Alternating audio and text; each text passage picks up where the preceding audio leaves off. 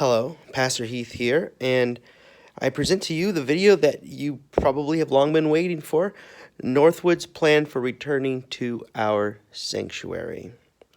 It is a process that will go through several stages.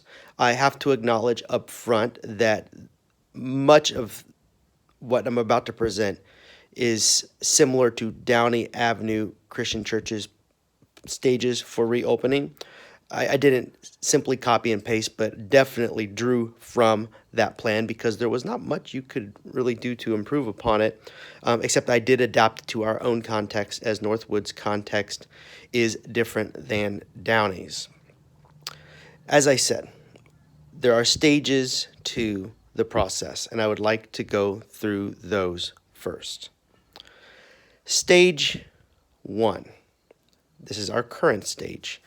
I don't really need to describe this stage to you, as we've been living in it since mid-March, but basically it's this: no in-person gatherings or meetings, all services streamed digitally and online, increased efforts to remain connected online by phone or by letter or email, food pantry open as a drive-by service as food is necessary for life, funerals graveside preferred or at the funeral home with immediate family only, masks required, and then lastly, limited office hours based on necessity, only in the office when we have to be for things we can't do out of the office.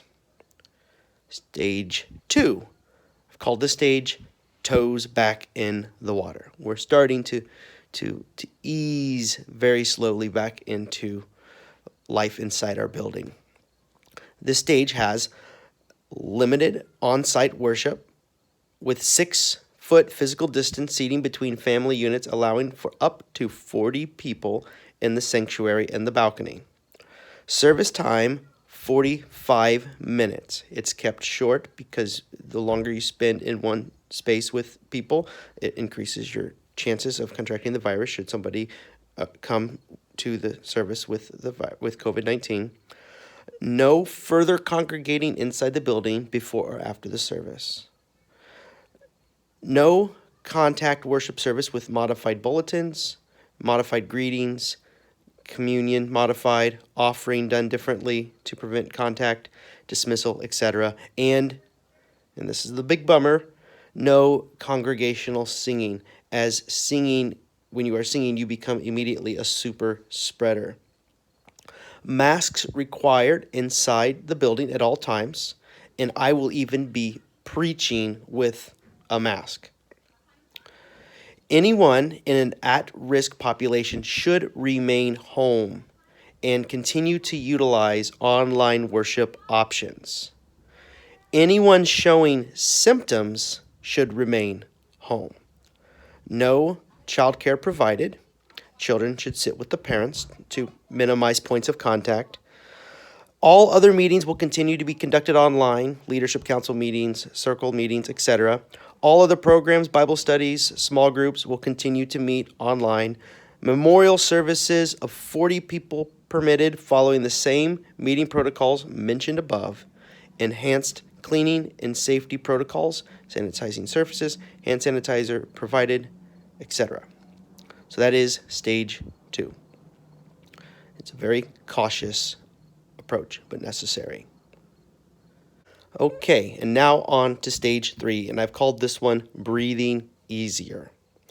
Worship will be extended to the degree that we can maintain proper social distancing, so no cap on numbers, but we need to ensure that we still have space in the sanctuary for family units to remain 6 feet apart. This should be no problem. No contact worship service with modified bulletins, greetings, communion, offering, dismissal, etc., and still no congregational singing, as when we sing, we become super spreaders. Masks are required while in the building at all times, including the preacher. No childcare provided. Children should continue to sit with parents. Anyone in an at-risk population are encouraged to utilize online worship options, strongly encouraged. still in stage 3 to utilize online worship options. Anyone showing symptoms should remain home, which wasn't in the last slide, but that also goes for stage 2 as well. Anyone showing symptoms should remain home. We may resume small meetings, leadership council meetings, Bible studies, Sunday school, small groups, circle groups, etc., but with social distancing and masks. And I say emphasize may resume. We don't have to if we feel uncomfortable doing that at that time. Memorial services are to follow the same protocols as worship services. Enhanced cleaning and safety protocols, sanitizing services, hand sanitizer provided, etc. Stage 4, moving on, but still vigilant. Here is where we return to a more traditional service in the sanctuary and fellowship time afterward.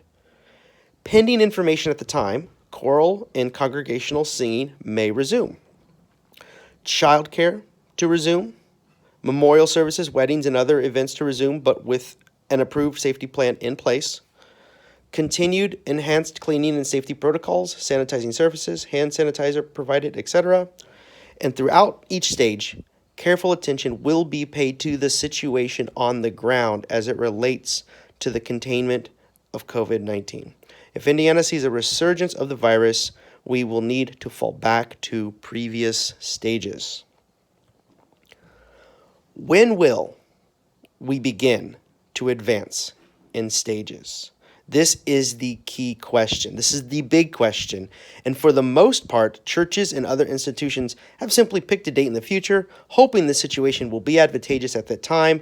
And as they work towards that date, anxiety increases. And then if the situation is not good on the ground, they have to make a choice. Do we follow through or do we not follow through? And this strategy has never made sense to me. And opening up too early has led to the situation we now find ourselves in, the virus spreading and far from contained. To open well, we need to know that Indiana is way out ahead of it and able to maintain control of the spread of COVID-19. This is the big problem with lots of the reopening plans, especially as it pertains to states reopening their economies. The problem has not been the plan. The problem has been when to implement it, and we are paying for the consequences of doing that too soon as we speak. So the solution, we will base our decisions on the numbers. We will open when the reproduction value, or R value, of the virus is low, the number of newly reported cases is in prolonged decline, the percentage of positive test returns is low, and when we are contact tracing sufficiently. I'd like to now say more about those 4 criteria, starting with the reproduction value, or the R value. The R value of a virus indicates the rate at which the virus is spreading. If the R value of a virus is 1, then every person passes the virus on to one other person. If the number is above 1, then the virus is spreading exponentially. We want the infection rate to be sufficiently below 1, indicating that the virus is not waxing but waning. So in order for us to go into stage 2, the R value needs to be below 0.8 for 2 weeks. Currently, it sits at a tick above 1, which is not great, but it is slowly going down, which is good. And it will remain, we'll have to have it remain at 0.8 for 2 weeks running for us to go into stage 3 and stage 4. So that is the standard as it relates to R value. Next is percentage of positive tests. The percentage of positive tests is perhaps the best indicator of whether or not a virus is spreading. A high percentage of positive test returns may indicate 2 things. 1, the virus is spreading, or 2, there is insufficient testing. For us to enter into stage 2, not only do we need the R value below 0.8, but we need the rate of positive returns on tests to be below 5% for 2 weeks running. That is the running 2-week average at below 5%. And then it needs to be a running average of below 3% for 2 weeks for us to go into stage 3. And then before we go into stage 4, it needs to be less than 1% return on positive tests. Next is the number of new cases per 100,000 persons. More recently, this metric has been added to databases and tracking websites. It is believed to be a significant indicator as to where a population stands in relation to the virus. Anything above 10 new daily cases per 100,000 puts a state at high risk. For us to enter into stage 2, we will need to have less than 5 cases per 100,000 per day. Then for stage 3, less than 2 new cases per day per 100,000, and then stage 4, less than 1 new case per day per 100,000 persons in the population. Right now we sit at 13.1. And last, contact tracing. This is vitally important. Contact tracing is vital to a country or state's ability to fight the spread of COVID-19. Without adequate contact tracing, we are unable to trace where the virus was transmitted, or more importantly, who else may have been exposed. Regrettably, Indiana is doing very poorly in this area. Our capacity to contact trace only worsens as caseloads increase, and I suspect that this trend will continue until 1, adequate funding is allocated to contact tracing, or 2, the number of new cases finally begins to decline substantially. For us to go to stage 2, I would like us to have greater than 90% contact tracing, or be contact tracing at least 90% of what we should be to account for all new cases within 48 hours, which is the standard. And then for stage 3 and stage 4, I expect it should be at 100%. Again, I think we will achieve this as the new cases decline, and then our contact tracers who are currently hired will no longer be stretched as far as they now are. Right now, Indiana has 650 contact tracers, fulfilling 15% of what is needed based off of best estimates. So not great, but getting better. One last caveat. If data in Marion County is substantially worse than the rest of the state, we may not advance into a new stage. So are these impossible goals? You've seen from the charts I've shown that Indiana is not very close to them yet, although there are states that are doing worse. I believe that these metrics must be met before true return to normalcy is on the horizon, but can Indiana realistically meet them?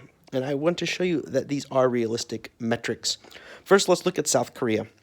South Korea has a population of 51 million. To give you some context, Indiana has a population of 6.7 million. And they found out about their first case of COVID on the exact same day that we found out about our first case of COVID here in the United States. And as of right now, they have a positivity rate of 1%. They have lost 307 persons, tragically, to COVID. But when compared to our numbers, it almost makes you want to take a second look. If we were in South Korea, our church would be open. These are not unrealistic goals.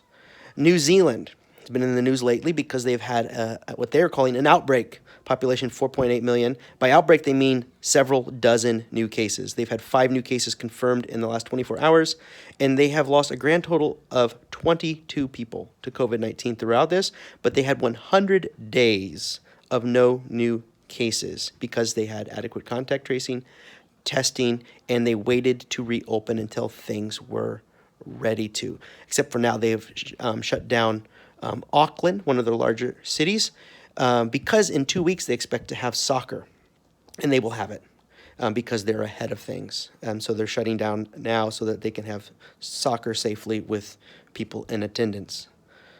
And then Thailand, population 69 million. They had 7 new cases in the last 24 hours. These graphs are current as of August 20th, when I'm recording this. They have had a total of 3,389 confirmed cases and 58 deaths throughout the course of this. This is significant because Thailand is the first country to have a confirmed case outside of China. So they were the first country outside of China to have a confirmed case. And this is where their numbers have stood. Vermont, bringing it home. Population, 623,989. If we were in Vermont right now, we would be open at stage 4, the final stage. They have recently seen the infection rate go up because they've had a few outbreaks. but if we were in Vermont, we would be watching that number to see where the other numbers went. As of last week, though, they had met every single metric for 2 weeks that I have provided to enter into stage 4. So it's not only possible abroad, it's possible in the United States. And here's where Indiana now sits. This is current as of August 20th. 13.1 new case per 100,000. We want that below 5 to go to stage 2. Infection rate of 1.01. We want that at 0.8. Positive test rate at 8.9. We want that at below 5% to go into stage 2. Plenty of ICU headroom usage available, but only 15% of the necessary number of contact tracers. So we have a ways to go. But I will say that these numbers that I'm looking at here are better than last week's, so perhaps we're heading in the right direction. Someone once said, "We've got a ways to go, but we can do it." The person was me, Heath Jones. Great quote. Unfortunately, so much of this is out of our control and depends on the actions of our country and state as a whole. So, the answer, my advice would be get fired up. Spread the word, educate your friends and family. Let them know that we should all be doing this, that we should all be minimizing our contact with others, especially large groups, washing our hands for 20 seconds and with frequency, and for Pete's sake, please wear a mask in public. The more people we get on board with the right form of actions, the sooner we will be having church. Us having church the way we want to be having church, with singing and everything else, hangs on the collective actions of our society, Indianapolis, Indiana, and the United States as a whole. So get fired up, tell all your friends, educate yourself and your friends, and let's all do everything we can so that we can see one another back in our sanctuary, which I know we desperately want to be doing.